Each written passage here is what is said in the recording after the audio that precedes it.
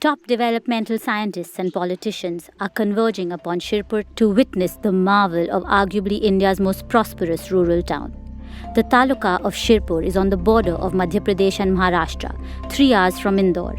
It is ideally located on the National Highway No. 3, which connects 6 cities. Despite this excellent location, all this village had to offer earlier was drought, illiteracy, and poverty. Until one man, Amrish Patel, businessman and politician, changed the face of Shirpur and made it into a model village. Today, Shirpur has 24/7 water supply, 80 education institutions, a textile mill which employs 6,000 people and is a thriving example of an educational and cultural hub. Let's see what Shirpur has to offer today. Almost no other university, I would say, has an amazing campus which is not in metro city. Away from the hustle and bustle, it's quiet, it's peaceful, the air is so clean over here. And coming from Delhi, I can tell you that it's much more cleaner. And it's overall an amazing place to develop yourself. It's not just about technical skills, but as a better person, I would say. Interacting with people all across from different parts of the country. Our students actually get to go and visit other countries on internships. Another great feature of it is students from outside India come to our campus and we get to interact with them, we get to know about their culture, which is really great because you get to actually know how things work that side of the world. Bringing NMIMS over here was actually a dream of Shri Amrish Bhai Patel, who is our Chancellor and President for SVKM. And beside that, he wanted the rural students to get benefited. He wanted that international class of such education. So there are many students who are coming from these rural areas also, who are trying to compete with the students who are coming from every part of the nation. The place has been transformed like anything since last 8 to 10 years.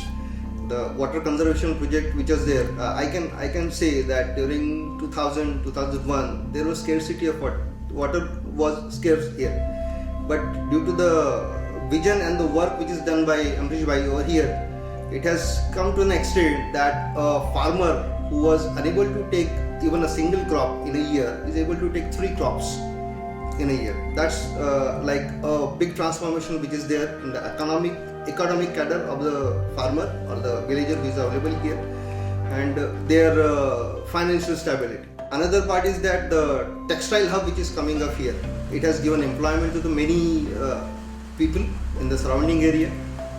Because of the financial stability which villagers have, they are able to give more concentration on the student, their education.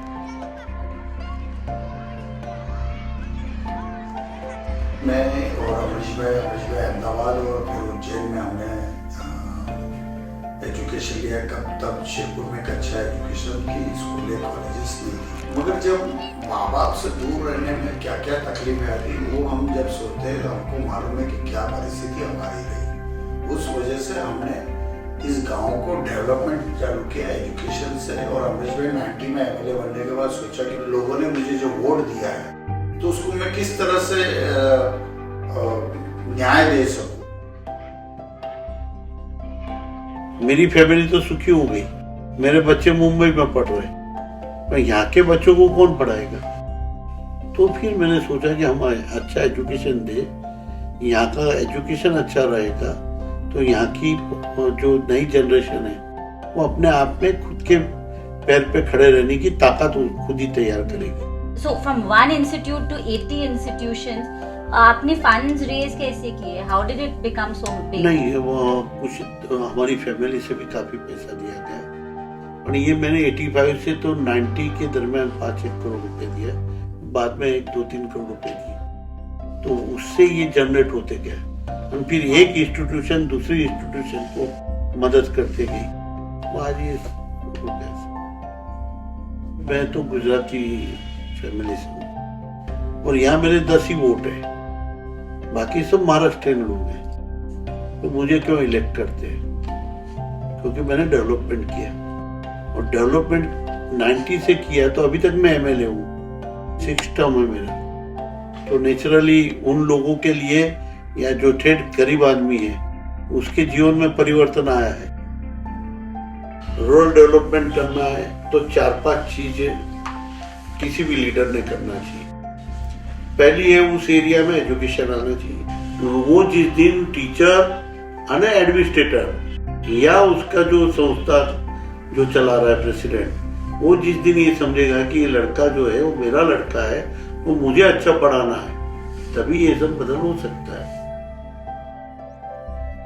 दूसरा, आप जो जमीन में कई सालों से, हजारों सालों से हम पानी निकाल ही रहे, को पानी डालने का, अंदर भूगर्भ में पानी डालने का कोई काम नहीं कर रहा है।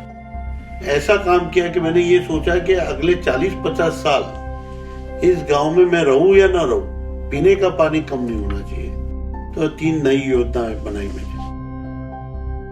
अभी थोड़े ही दिन पहले यहाँ पे कैंपस इंटरव्यू हुए तो करीबन 150 लड़के TCS लेके गए यहाँ से, 10, 15, 20 लड़के इंफोसिस लेके गए। तो आप ये समझ सकते हो कि अभी 160-70 लड़कों के नौकरी लगने के बाद उसके घर के फैमिली को थोड़ा सहारा हो गया। आगे जाके और ज्यादा उसको मदद हो जाएगी। वो पढ़ेगा तो उसके भाई को पढ़ाएगा, उसकी बहन को पढ़ाएगा। Do you think development is possible without education? वो तो कोई हो ही नहीं सकता ना। डेवलपमेंट ये एजुकेशन सिवाय कोई कंट्री में हो ही नहीं सकता। तो फर्स्ट चीज है